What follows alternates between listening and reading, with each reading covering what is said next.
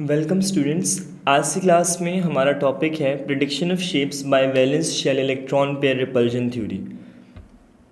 हमने आपको last lecture के अंदर valence shell electron pair repulsion theory के कुछ कॉन्सेप्ट सिखाए थे और उसमें उस थ्योरी के तमाम पोस्टुलेट्स इंट्रोड्यूस करवा दिए थे। जबकि शेप्स के ऊपर हमारी कोई गुफ्तगू बहुत तफसील से नहीं हुई कि हम शेप्स को कैसे प्रिडिक्ट करते हैं। आज की क्लास में हम आपको शेप्स का कुछ इंट्रोडक्शन करवाएंगे, बताएंगे कैसे उनकी प्रिडिक्शंस होती हैं और कैसे हमारे पास शेप्स ड्रॉ होती हैं। ये हमारे पास कुछ मॉडल्स हैं, जैसे कि लीनियर के दो मॉडल्स हैं। ये तो सिंपल डायटोमिक मॉलिक्यूल के लिए, ये हमारे पास एक हेटेरोएटॉमिक मॉलिक्यूल है। एक शेप होती है उससे हम कहते हैं ट्राइगोनल प्लानर, ये कहलाती है बेंट और angular. Tetrahedral, trigonal planar, trigonal bipyramidal और ऑक्टाहेड्रल ज्योमेट्रीज। अब ये जो ज्योमेट्रीज़ हैं ये ड्रॉ कैसे होती हैं, इनका क्या तरीक़ेकार है, कैसे जज होता है कि कौन से कंपाउंड की क्या ज्योमेट्री है, तो आज की क्लास में हमारा यही मेन टॉपिक है। जैसे फॉर एग्जांपल ये जो ए है, ये सेंट्रल एटम के लिए हम वर्ड इस्तेमाल कर रहे होते हैं। इसमें देखें लीनियर शेप है, ट्राइगोनल प्लानर है, बेंट और एंगुलर है, ट्राइगोनल पैरामिडल है, टेट्राहेड्रल है, ट्राइगोनल बाई पैरामिडल है, ऑक्टाहेड्रल है। ये मुख्तलिफ शेप्स हैं, ये ज्योमेट्रीज़ हैं मॉलिक्यूल्स की जो हमारे पास मौजूद होती हैं। किसके ऊपर बेस करती हैं? ये बुनियादी तौर पे एक्टिव सेट ऑफ इलेक्ट्रॉन पे, बॉन्ड पेयर पे, लोन पेयर पे। तो जितने हमारे पास बॉन्ड पेयर हैं, लोन पेयर्स हैं, इन सब के ऊपर ये हमारे पास बेस कर रही होती हैं। जैसे जैसे आगे आएगा हम इस चार्ट को भी एक्सप्लेन कर लेंगे। फॉर एग्जांपल अगर आपके पास दो बॉन्ड पेयर हैं, एक भी लोन पेयर नहीं है तो लीनियर ज्योमेट्री है। तीन बॉन्ड पेयर हैं तो ट्राइगोनल प्लानर है। चार बॉन्ड पेयर हैं, टेट्राहेड्रल है। फिर बॉन्ड पेयर आपके पास तीन हो और लोन पेयर एक, दो लोन पेयर, दो बॉन्ड पेयर, तो फिर ट्राइगोनल पैरामिडल और एंगुलर या फिर बेंट। ये डिपेंड करता है कि हमारे पास किस टाइप की शेप्स अवेलेबल हैं। इन शेप्स के ऊपर या इन पैरामीटर्स के ऊपर हम बहुत सारी चीज़ों को क्या कर रहे होते हैं, एनालाइज कर रहे होते हैं। Again it depend upon the conditions. हमारे पास अब सबसे पहली जो शेप है जिसको हम आज की क्लास में समझने की कोशिश करेंगे, वो शेप है स्टूडेंट हमारे पास लीनियर शेप। अच्छा सर, लीनियर के अलावा भी शेप्स हैं? तो इसका जवाब बिल्कुल, लीनियर के अलावा भी हमारे पास बहुत सारी शेप्स हैं। फ़िलहाल हम लीनियर के ऊपर फोकस्ड कर रहे हैं। कौन कौन सी शेप्स हैं? जैसे कि हमारी किताब में मौजूद हैं लीनियर शेप है, ये मशहूर भी हैं ज़्यादातर। ट्राइगोनल प्लानर शेप है, टेट्राहेड्रल शेप है, ट्राइगोनल पैरामिडल शेप है और एंगुलर शेप है। अब होता है क्या है, when we talk about linear shape, तो ये ऐसी शेप है जिसको हम AX2 मॉलिक्यूल कहते हैं। लीनियर का मतलब ये कि बिल्कुल इसके अंदर जो एंगल बनेगा 180 बनेगा। एक रोटेटिंग 3D मॉडल आपके सामने शो भी हो रहा है जिसमें पता चल रहा है कि इसका जो ओवरऑल बॉन्ड एंगल है वो हमारे पास 180 है। अब इसको किसी भी एंगल से एनालाइज कर लें, ये 180 पे चला जाएगा। यानी आपके पास हो ये रहा है कि दरमियान में एक सेंट्रल एटम है, उन दो सेंट्रल एटम्स के सराउंडिंग में हमारे पास एक एक एटम मौजूद है जिसको हम XX से रिप्रेजेंट करेंगे। फॉर एग्जांपल ये आपके पास BeCl2, इससे हम और अच्छा क्लियर करवा देंगे आपको कि ये BeCl2 है, तो इसके जो शेप है, ये ज्योमेट्री इस पर्टिकुलर मॉलिक्यूल की वो लीनियर है। यानी जिसके अंदर बॉन्ड एंगल हमारे पास मौजूद है, वो बॉन्ड एंगल हमारे पास कितना है? वो बॉन्ड एंगल है हमारे पास 180। तो 180 इसका बॉन्ड एंगल है और इसमें जो ओवरऑल शेप है वो हमारे पास कैसी शेप है? वो हमारे पास लीनियर शेप है। और होता क्या है हमारे पास एक्चुअल में, इसमें दो बॉन्ड पेयर होते हैं जिनकी इक्वल रिपल्जन्स की वजह से जो शेप है वो लीनियर हो जाती है हमारे पास। अच्छा, अगर देखते हैं CO2 की एग्जांपल, तो ये आप सोचेंगे सर इसमें डबल बॉन्ड्स हैं। डबल बॉन्ड के बारे में एक पहले ही फैसला कर लिया था सिग्विक और पोविल ने, जिन्होंने विस्पर इंट्रोड्यूस करवाई थी कि हमारे पास डबल बॉन्ड काउंट नहीं होंगी टोटल सेट के अंदर। तो डबल बॉन्ड से ज्योमेट्री पे फ़र्क नहीं पड़ेगा। असल जो फ़र्क पड़ना है वो लोन पेयर बॉन्ड पेयर से पड़ना है, जिनको वो एक्टिव सेट ऑफ इलेक्ट्रॉन की टर्मिनोलॉजी इस्तेमाल करते हैं। नेक्स्ट है C2H2, इसमें हमारे पास कार्बन ट्रिपल बॉन्ड है। यहाँ पे हाइड्रोजन आ गया, यहाँ पे हाइड्रोजन, दरम्यान में कार्बन ट्रिपल बॉन्ड, कार्बन, इधर भी हाइड्रोजन, इधर भी हाइड्रोजन। तो ओवरऑल हाइड्रोजन आ गया हमारे पास और कार्बन ट्रिपल बॉन्ड कार्बन आ गया। आगे बढ़ते हैं। नेक्स्ट है हमारे पास trigonal planar shape. Trigonal planar shape को हम कैसे डिफ़ाइन करते हैं? ट्राइगोनल प्लानर में बुनियादी तौर पे हमारे पास दरमियान में सेंट्रल एटम होता है और क्योंकि बॉन्ड पेयर मौजूद हैं, सारे ही तीन बॉन्ड पेयर हैं, तो वो इस तरह से तीन अलाइनमेंट फॉर्म हो जाती हैं। अगर हम इसका स्ट्रक्चर आपको दिखाएं और उसकी 3D रोटेशन दिखाएं तो आपको और क्लियर होगा कि ये कुछ इस तरह का स्ट्रक्चर हमारे पास दिखता है। जब ये रोटेट होता है तब इसके दरमियान जो बॉन्ड एंगल हमारे पास आता है वो 120 डिग्री आता है। तो 120 डिग्री आ गया बॉन्ड एंगल। कॉर्नर्स पे एटम्स मौजूद हैं, तीन कॉर्नर्स के ऊपर, इसीलिए इसको ट्राइगोनल प्लानर बोल रहे हैं। प्लानर मतलब सेम प्लेन में लाई करता है, जैसे हमें दिख भी रहा है। ट्राइगोनल यानी कि 3 कॉर्नर्स वाला ये हमारे पास कहलाता है। इसकी एग्जांपल ऐसे C2H4 है, AlCl3 है, और भी ऐसे हमारे पास एग्जांपल है। इसमें सिर्फ 3 बॉन्ड पेयर होंगे, लोन पेयर कोई मौजूद नहीं होगा। तो जब कोई लोन पेयर मौजूद नहीं है तो वो ट्राइगोनल प्लानर शेप है हमारे पास। आगे बढ़ेंगे स्टूडेंट्स, तो नेक्स्ट हमारे पास जो शेप आती है वो बड़ी इंपॉर्टेंट है, इसे हम टेट्राहेड्रल शेप कहते हैं। टेट्रा मतलब 4 होता है, हेड्रल मतलब कॉर्नर्स के लिए लफ्ज़ इस्तेमाल होता है, तो इसका मतलब इसके 4 कॉर्नर्स हैं। अब ये जो 4 कॉर्नर्स हैं ये हैं कैसे? बुनियादी तौर पे अगर ये एक सेंट्रल एटम है तो इसमें हमारे पास एक ये आ गया, दूसरा, तीसरा, और ये हमारे पास क्या आ गया, चौथा। अब ये जो 4 कॉर्नर्स हैं इनको अगर हम एनालाइज करें तो 3D मॉडल में आप देख सकते हैं, हमने इसको थोड़ा टिल्ट भी कर दिया ताकि हर तरफ से आपको दिख जाए कि एक्चुअल मॉडल जो है वो हमारे पास 4 कॉर्नर्स के ऊपर बेस कर रहा है। ये जो वाइट हैं दीज आर द 4 एटम्स, और ये 4 एटम्स के गिर्द घूम रहा है पूरा पर्टिकुलर स्ट्रक्चर जो यहाँ पर मौजूद होता है। अब होता क्या है, अगर हम इसका बॉन्ड एंगल देखते हैं तो इसका बॉन्ड एंगल हमारे पास आता है 109.5, यानी 109.5 जो है ये टेट्राहेड्रॉन फैशन भी कहलाता है, टेट्राहेड्रल ज्योमेट्री भी कहलाता है। ये जो एंगल है ये रिपल्जन्स की वजह से, और कौन सी रिपल्जन्स हैं? बॉन्ड पेयर की रिपल्जन्स हैं।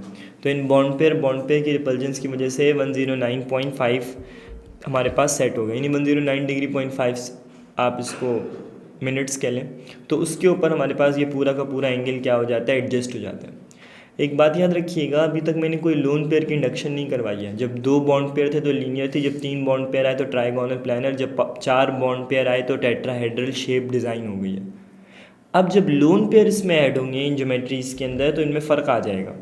कैसा फ़र्क आएगा? सबसे पहले तो कंडीशन वैसी है, इसमें हमारे पास कह रहा है कि कोन लाइक स्ट्रक्चर है, टेट्राहेड्रल बेस है, लेकिन हो क्या रहा है, जैसे मिसाल के तौर पे ये ए सेंट्रल एटम है तो इसके अंदर बेस टेट्राहेड्रल की है, टेट्राहेड्रल बेस तो है लेकिन यहाँ पे लोन पेयर है, और लोन पेयर और बॉन्ड पेयर की रिपल्जन की वजह से हमारे पास क्या हो रहा है, लोन पेयर बॉन्ड पेयर की रिपल्जन की वजह से दूरियाँ पैदा हो रही हैं, बहुत ज़्यादा आपके पास रिपल्जन्स हैं, और ये इतनी रिपल्जन्स हैं कि इसकी वजह से एंगल रिड्यूस होना स्टार्ट हो गया, यानी एंगल 109 से कहाँ रोटेट हो गया, 107 पे रोटेट हो गया। ये जो येलो बॉल है ये एक्चुअल प्रैक्टिस में लोन पेयर है। तो लोन पेयर की वजह से जब हम इसकी ज्योमेट्री को देखते हैं तो नीचे से बेस तो टेट्राहेड्रल है लेकिन ये एक पिरामिड जैसे स्ट्रक्चर डिज़ाइन हो गया है। क्योंकि पिरामिड जैसा स्ट्रक्चर डिज़ाइन हुआ है तो इसीलिए इसको पिरामिडल शेप कह रहे हैं, और ट्राइगोनल इसलिए कह रहे हैं क्योंकि अगर आप इसमें एक्चुअल एटम्स काउंट करें तो वो तो 3 है, तो इस वजह से ये ट्राइगोनल पिरामिडल शेप आपके पास काउंट हो रहा है। यही हमारे पास इसकी सबसे इंपॉर्टेंट बात है कि when we talk about trigonal pyramidal shape, तो इसके अंदर हमारे पास बेस टेट्राहेड्रल है, ऊपर लोन पेयर, उसने पूरा पिरामिड फॉर्म कर दिया और एंगल रिड्यूस होना स्टार्ट हो गए। लोन पेयर जब आएंगे एंगल रिड्यूस होना स्टार्ट हो जाएंगे, ये बात याद रखिएगा। नेक्स्ट है हमारे पास angular shape. When we talk about angular shape, तो एंगुलर शेप में हमारे पास क्या होता है स्टूडेंट, एंगुलर शेप में हमारे पास इस तरह बेंट हो जाता है मॉलिक्यूल। स्टार्टिंग में तो टेट्राहेड्रॉन फिलिंग है, यानी अगर हम इसकी भी स्टार्टिंग की बात करें तो इसकी स्टार्टिंग टेट्राहेड्रॉन है, लेकिन हो क्या रहा है, ये मैं एच लगा रहा हूँ एग्जांपल के लिए, कोई भी एलिमेंट लगा सकते हैं आप। तो हमारे पास टेट्राहेड्रॉन तो है लेकिन लोन पेयर ने उसको एंगल रिड्यूस करना स्टार्ट कर दिया, क्योंकि 2 लोन पेयर हैं, 2 बॉन्ड पेयर हैं, तो अच्छी खासी रिपल्जन है। और रिपल्जन ऐसी है कि हमारे पास जो ओवरऑल बॉन्ड एंगल है वो कितना रिड्यूस होकर आ गया, 104.5 पे आ जाता है, यानी 109 से रिड्यूस होना स्टार्ट होता है। अगर हम इसका ये 3D मॉडल की रोटेशन देखें तो आपको और समझ में आएगा कि ये लोन पेयर मौजूद है, बाकी हमारे पास जो यूजुअली एटम्स हैं वो मौजूद हैं कॉर्नर्स के ऊपर, और ओवरऑल जो आपके पास एटम है उसके साथ क्या हो रहा है, वो सेंट्रल एटम के गिर्द बहुत ज़्यादा रिपल्जन्स हैं, और उन रिपल्जन्स की वजह से एक बेंट या एंगुलर शेप हमारे पास डिज़ाइन हो गई है। ये जो फैशन डिज़ाइन हुआ है ये हमारे पास बेंट कहलाता है, जैसे ये H2O में हमारे पास होता है।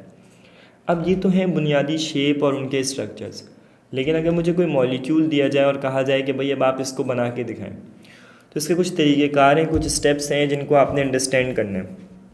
वो क्या तरीक़ेकार है? वो तरीक़ेकार ये है कि सबसे पहले जो भी आपको मॉलिक्यूल दिया जाएगा आप उसका लुईस स्ट्रक्चर ड्रॉ करेंगे।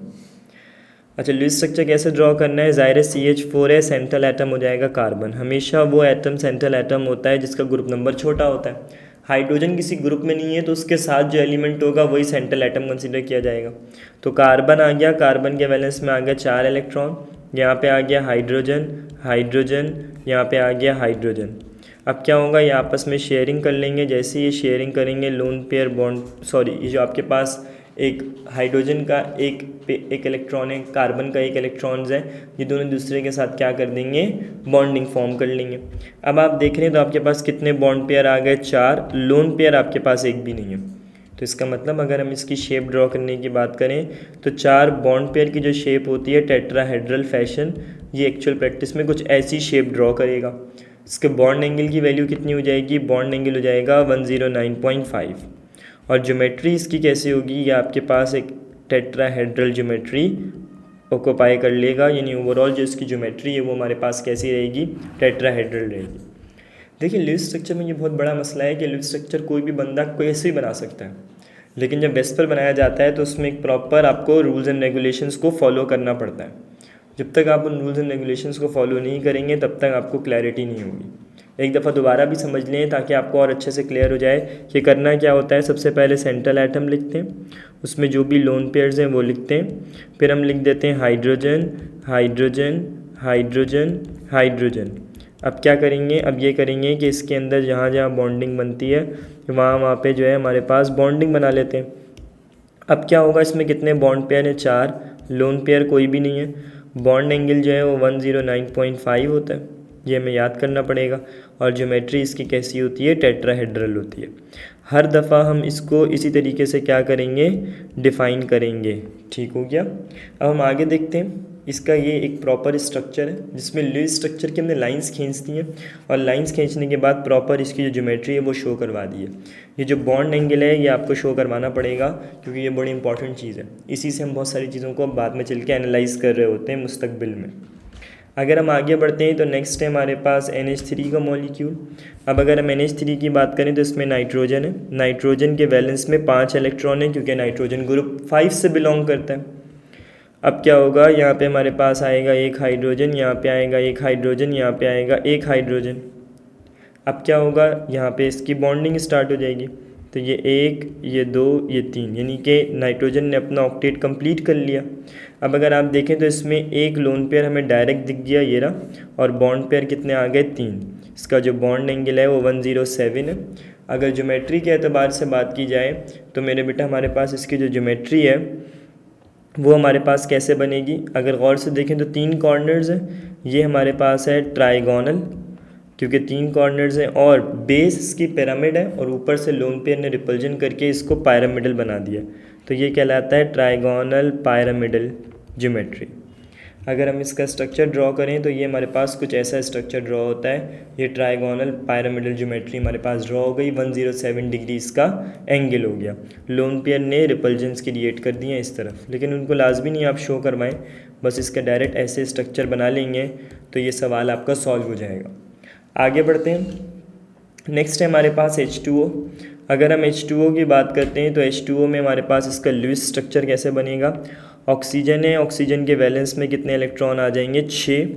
यहाँ पे आएगा एक हाइड्रोजन, यहाँ पे आ जाएगा एक हाइड्रोजन। अब क्या होगा, यहाँ पे एक बॉन्ड जुड़ेगा, यहाँ पे एक और जुड़ जाएगा। ये आ गया एक लोन पेयर, ये आ गया एक लोन पेयर, ये आ गया बॉन्ड पेयर, ये आ गया बॉन्ड पेयर। तो 2 बॉन्ड पेयर हो गए, लोन पेयर आपके पास आ गए। कितने नंबर ऑफ बॉन्ड पेयर हैं हमारे पास, 2 बॉन्ड पेयर हैं, 2 लोन पेयर हैं। इसकी वजह से जो ओवरऑल ज्योमेट्री बनेगी इस पर्टिकुलर मॉलिक्यूल की वो हमारे पास कैसी बनेगी, बेंड। और एंगल फैशन तो जैसे टेट्राहेड्रल दिख रहा है, लेकिन जो ओवरऑल ज्योमेट्री बननी है वो कैसे बनेगी, वो हमारे पास बेंट में आ जाएगा, या फिर हम इसको कहते हैं ये हमारे पास आ जाएगा एंगुलर। इसका जो बॉन्ड एंगल है वो कितना आ जाएगा, 104.5। अब अगर हम इसको आगे लेके बढ़ते हैं तो ये कुछ इस तरह का शेप जो है हमारे पास फॉर्म कर जाएगा। आप चाहे तो लाइंस के थ्रू इसको शो कर दें, चाहे तो ऐसे ही रहने दें, दोनों तरीक़ेकार हमारे पास ठीक कंसीडर किए जाते हैं। आगे बढ़ते हैं। नेक्स्ट है हमारे पास CO2 का मॉलिक्यूल। CO2 के मॉलिक्यूल की जब हम बात करेंगे तो सबसे पहला काम हमें क्या करना होगा, इसका लुईस स्ट्रक्चर ड्रॉ करना होगा। कार्बन के वैलेंस में आ गए 4 इलेक्ट्रॉन। एक ऑक्सीजन के वैलेंस में होते हैं 6 इलेक्ट्रॉन। दूसरे ऑक्सीजन के वैलेंस में भी कितने इलेक्ट्रॉन आ जाएंगे, 6। इनको अपना ऑक्टेट कंप्लीट करने के लिए 2 चाहिए, वो 2 यहाँ से ले लेंगे, वो 2 यहाँ से ले लेंगे। तो इसका मतलब आसान करके अगर मैं बताऊं तो कार्बन डबल बॉन्ड ऑक्सीजन हो जाएंगे, कार्बन डबल बॉन्ड ऑक्सीजन हमारे पास हो जाएंगे। इसके जो नंबर ऑफ बॉन्ड पेयर हैं वो अगर हम देखें तो हमारे पास इसमें जो बॉन्ड पेयर्स हैं वो एक और एक, दो बॉन्ड पेयर आ रहे हैं। लोन पेयर कोई नहीं है सेंट्रल एटम के अराउंड, तो इसका मतलब इसका जो बॉन्ड एंगल होना है वो 180 हो जाएगा। और ज्योमेट्री इसकी कैसी ड्रॉ हो जाएगी, लीनियर ज्योमेट्री ड्रॉ होगी। तो इस कार्बन डाइऑक्साइड की ज्योमेट्री होती है वो लीनियर होती है और बॉन्ड एंगल 180 होता है। डबल बॉन्ड का कोई काम नहीं होता विस्पर के अंदर, हम लोग डायरेक्ट जो है वो मॉलिक्यूल के जो सिंगल बॉन्ड्स हैं, सिग्मा बॉन्ड्स हैं, उनकी बेसिस पे या लोन पेयर और बॉन्ड पेयर की बेसिस पे, या और आसान कर लूँ एक्टिव सेट ऑफ इलेक्ट्रॉन की बेसिस पे प्रिडिक्ट कर देते हैं मॉलिक्यूल की शेप को। अब जिसकी हमारे पास शेप बनती है वो कुछ इस तरह की शेप बनती है, कार्बन डबल बॉन्ड ऑक्सीजन दोनों तरफ और 180 डिग्रीज हमारे पास बॉन्ड एंगल होता है। तो इस तरह से हम लोग विस्पर के थ्रू कोई भी मॉलिक्यूल उसकी पहले लुईस स्ट्रक्चर बनाएंगे, उसके बॉन्ड एंगल, उसके लोन पेयर बॉन्ड पेयर देखेंगे, लोन पेयर बॉन्ड पेयर देख के हम उसका खुद ब खुद सारी प्रेडिक्शंस कर देंगे। तो इस तरह से स्टूडेंट्स ये टॉपिक हमारे पास यहाँ पे हो जाता है एंड। मुझे उम्मीद है आपको ये टॉपिक समझ में आया होगा और हम लोग इस तरह से कोई भी विस्पर के जो सवालात हैं उसको सॉल्व कर सकते हैं। Thank you. हाँ भाई, वीडियो देख ली, नोट्स बना लिए। अब इस टॉपिक और बाकी टॉपिक्स, पास्ट पेपर्स, इन सब चीजों के एमसीक्यूज के लिए फौरन छा जाओ ऐप डाउनलोड करो। जल्दी करो और छा जाओ।